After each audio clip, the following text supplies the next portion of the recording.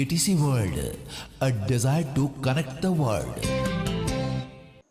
Hello, good evening friends. I hope you all are happy and healthy.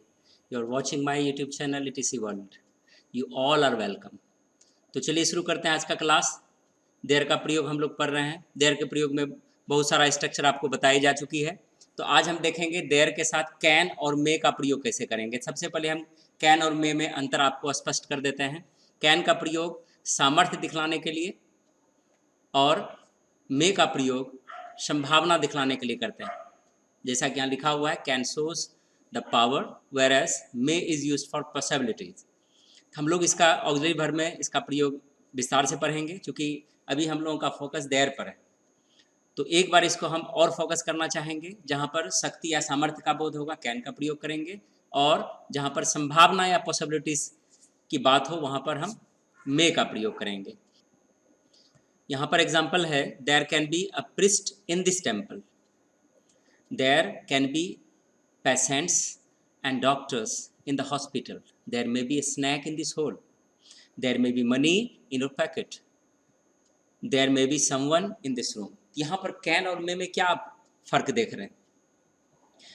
पहला वाक्य में can लगा हुआ है, there can be a priest in this temple, मंदिर है तो पुजारी अवश्य हो सकते हैं। यहाँ पर होना की बात अनिवार्य रूप से यहाँ पर प्रतीत होती है। उसी तरह से there can be patients and doctors in the hospitals, hospital में, अस्पताल में रोगी और डॉक्टर हो सकते हैं। There may be a snake in this hole, इस बिल में एक सांप हो सकता है। यहाँ पर मे की संभावना हो सकता है चूहा भी हो। There may be money in your pocket, तुम्हारी जेब में पैसे हो सकते हैं। There may be someone in this room, इस रूम में कोई हो सकता है। अब इसी तरह से सकना का प्रयोग था। अगर देयर के साथ हम शुड लगाएंगे तो कैसे करेंगे? तो देयर के पास शुड, मस्ट का प्रयोग ज़्यादातर करते हैं। तो ऊपर में ध्यान रखना है, कैन, देयर के साथ जो कैन और मे लगा उसके साथ बी का प्रयोग आया, तब उसके बाद हमने नाउन रखा और उसके बाद एडवर्ब प्लेसेस रखा। उसी प्रकार से अगर हम शुड और मस्ट को भी रखते हैं तो बी का प्रयोग करेंगे, उसके बाद नाउन और एडवर्ब प्लेसेस रखेंगे। तो शुड का प्रयोग कहाँ पर होगा? जहाँ पर सामान्य चाहिए का बोध हो, होने चाहिए, और जहाँ पर अवश्य रूप से होने चाहिए वहाँ पर नेसेसिटी दिखाता है, नेसेसरी है, कंपलसरी है, तो वहाँ पर हम मस्ट का प्रयोग करेंगे।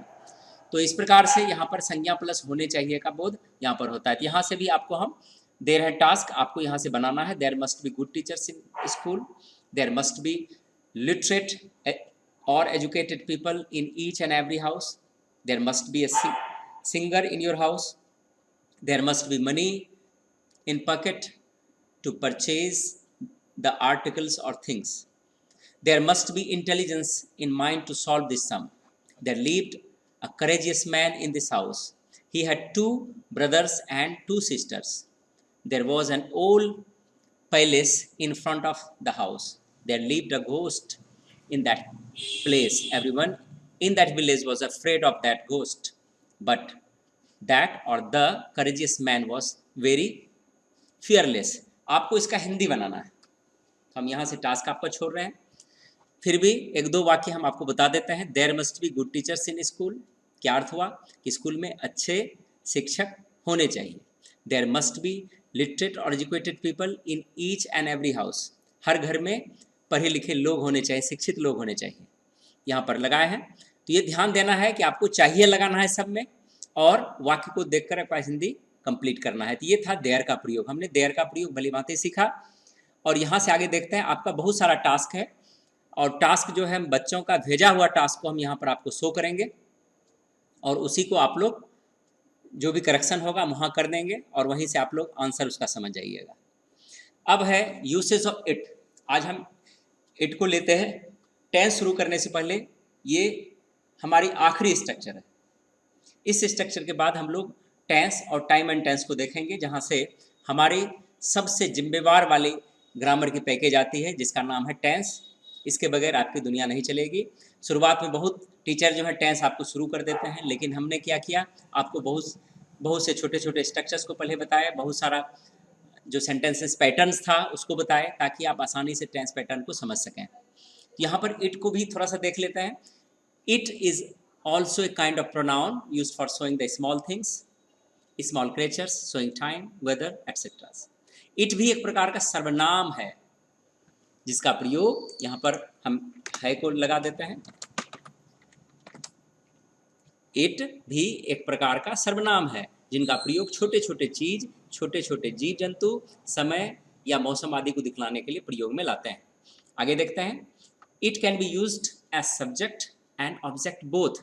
इट का भी प्रयोग हम सब्जेक्ट और ऑब्जेक्ट दोनों के स्थान पर करते हैं। जैसे इट इज मंडे टुडे, यहाँ पर इट जो है सब्जेक्ट है, ही लाइक्स इट यहाँ पर ऑब्जेक्ट है। सब्जेक्ट स्थान पर इट का क्या अर्थ हुआ? यह, और ऑब्जेक्ट स्थान पर इसका अर्थ क्या हुआ? यह या इसे। Specially it is for showing the time and weather like this. Specially इसका प्रयोग हम समय बतलाने के लिए, वेदर को दिखलाने के लिए इत्यादि के लिए करते हैं। जैसे वर्षा होती है, इट रेन्स, इसको हम टेंस पैटर्न में भी देखेंगे। इट रेन्स, वर्षा हो रही है, इट इज रैनिंग। मूसलाधार वर्षा हुई, it rained cats and dogs. ठनका ठनकता, it thunders. Some words relating to showing the time and weather. कुछ शब्द आपको ध्यान में रखना है, जैसे to rain, to thunder, to flash, cats and dogs. To का प्रयोग करते हैं, यहाँ टू का अर्थ है बाकी। पास्ट मतलब बचकर जो लगाते हैं, फ्लैश मतलब चमकना, कैट्स मूसलधार जो ऊपर में प्रयोग आ चुका है। थंडर मतलब ठनका ठनकना, और रैन मतलब वर्षा होना।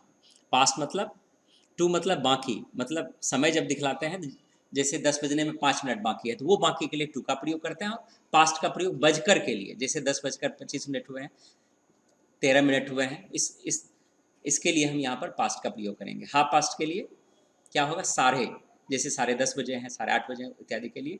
क्वार्टर टू मतलब 15 मिनट देरी है, यानी 15 मिनट बाकी है। क्वार्टर पास्ट यानी सवा जिसको बोलते हैं, उसके लिए 10:15 बजे हैं, 11:15 बजे हैं, 2:15 बजे हैं इत्यादि। यहाँ पर मिनट्स पर ध्यान देना है। If minutes are divisible by 5 we can't use minutes in translation. क्या अर्थ हुआ? यदि मिनट्स ट्रांसलेशन जब बना रहे होते हैं, अगर मिनट्स में 5 से भाग लग जाए और पूरा पूरा कट जाए तो मिनट्स का प्रयोग वाक्य में ट्रांसलेशन में नहीं करेंगे। But if it is not divisible by 5 the term minutes will be used. अगर 5 से भाग नहीं लगेगा तो वहाँ पर मिनट्स का प्रयोग हम करेंगे। यहाँ पर है जैसे समय के लिए o'clock, noon, night, midnight, moonlit night, morning, evening, at night इत्यादि का प्रयोग हम इसमें करते हैं। अब जैसे it is evening now, it is morning now, now it is night, it is pleasant morning, today is Wednesday, it is Wednesday today. ये ध्यान रखना, हम हिंदी नहीं बोल रहे हैं, हिंदी आपके लिए है। आप सोचिए कि क्या हिंदी इसका बनाएंगे और उसको आप मेरे व्हाट्सएप पर सेंड करेंगे। It was Tuesday yesterday, it will be Thursday tomorrow, day after tomorrow. Day after tomorrow मतलब क्या होता है? आने वाला परसों। Day after tomorrow will be Friday, it will be Friday day after tomorrow. It was Monday day before yesterday, now it is 6 o'clock, it was 12 o'clock at night, there was stillness all around, it was 11:15, it is 45 past 5। ध्यान रखिएगा, देखिए 45 minutes नहीं लग करके यहाँ पर 45 लगा है, past 5, it is 7:15, it is 32 minutes।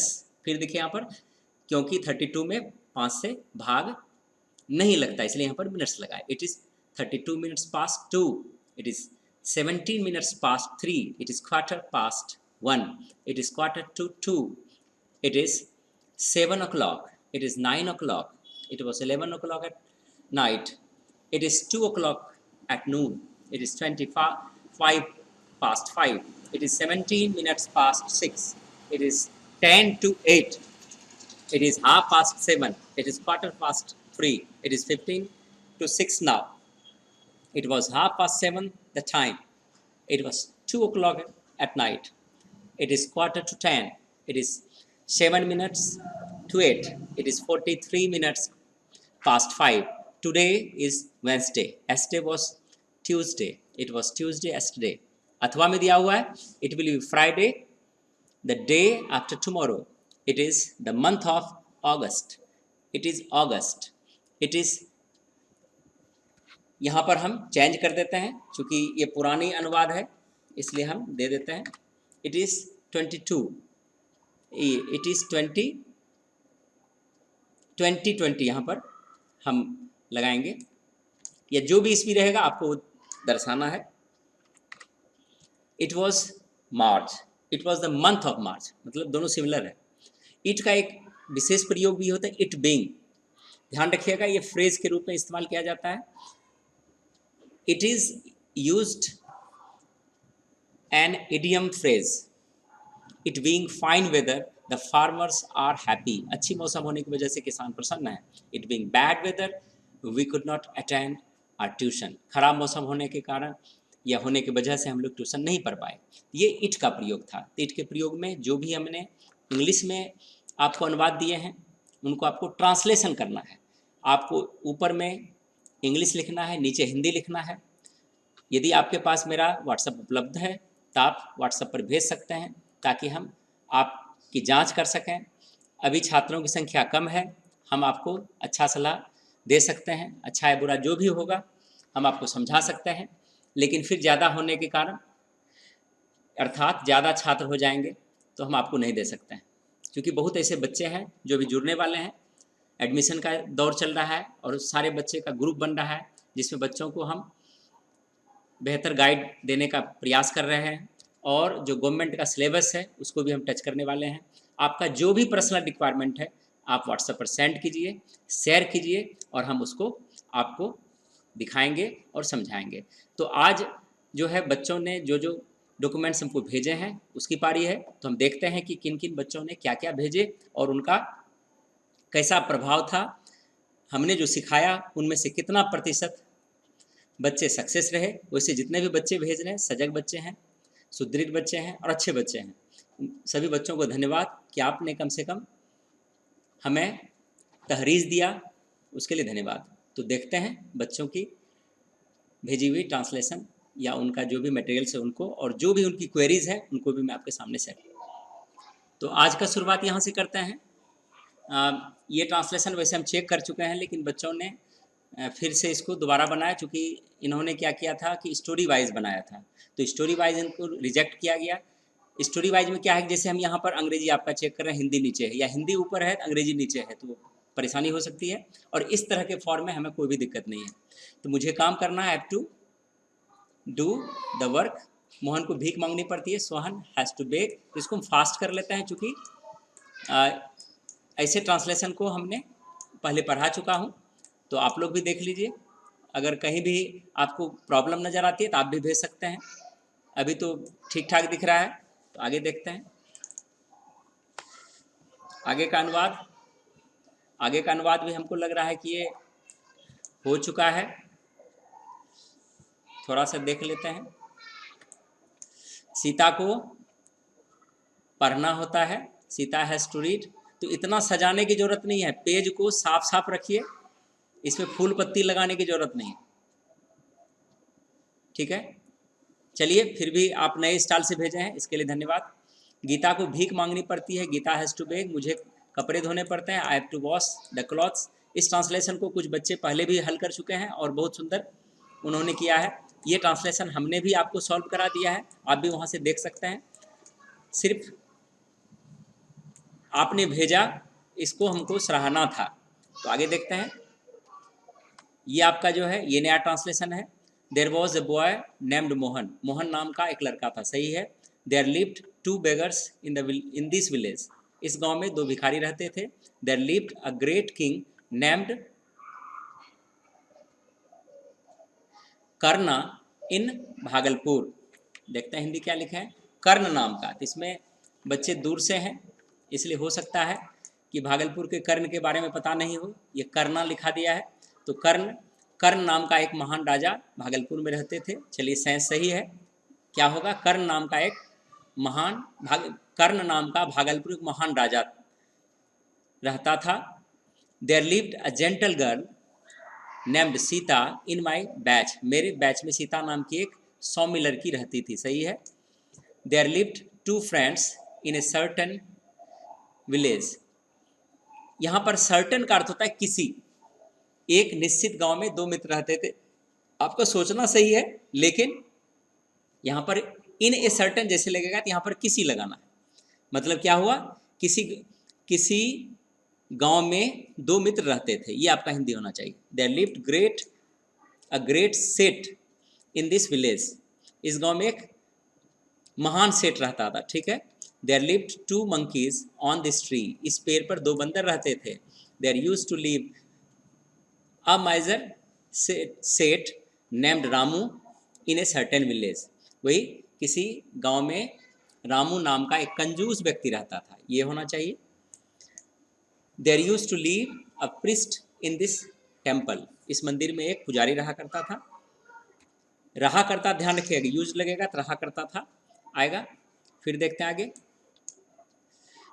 There is a shop beside the road, सड़क के बगल में एक दुकान है, ठीक है। There is a school in front of the temple, मंदिर के सामने एक विद्यालय सही है। There is a small pond in front of Ram's house, Ram के घर के सामने एक छोटा सा तालाब है। आप लोग भी भेजिए, सभी भेजिए। हैंड राइटिंग देखिए, अच्छे हैंड राइटिंग को ही हम शो यहाँ पर कर सकते हैं। There are 2 mobiles and 1 watch on the table, मेज पर 2 मोबाइल और एक घड़ी है। There is a priest in the temple and there is a water pot in his hand, मंदिर में एक पुजारी है और उसके हाथ में एक पानी का लोटा है। ये वाटर पॉट का हमने लोटा के सेंस में रखा था। There are lots of books in my अलमीरा, मेरी अलमारी में बहुत सारी किताबें हैं, सही है। There are 10 members in my house, मेरे घर में 10 सदस्य हैं। There are 7 days in a week but there are 30 और 31 डेज इन ए मंथ, एक सप्ताह में 7 दिन होते हैं लेकिन एक महीने में 30 से 31 दिन होते हैं। There is some money in my purse, मेरे पर्स में कुछ पैसे हैं। There is beautiful library in my college, मेरे कॉलेज में एक सुंदर पुस्तकालय है। There is a doubt in your matter, आपकी बात में संदेह है। आगे देखते हैं, यहाँ पर है आपकी बातों में बहुत शक्ति है। There is much power in your talk, सही है। ये पुराना अनुवाद है, इसको नहीं देखेंगे।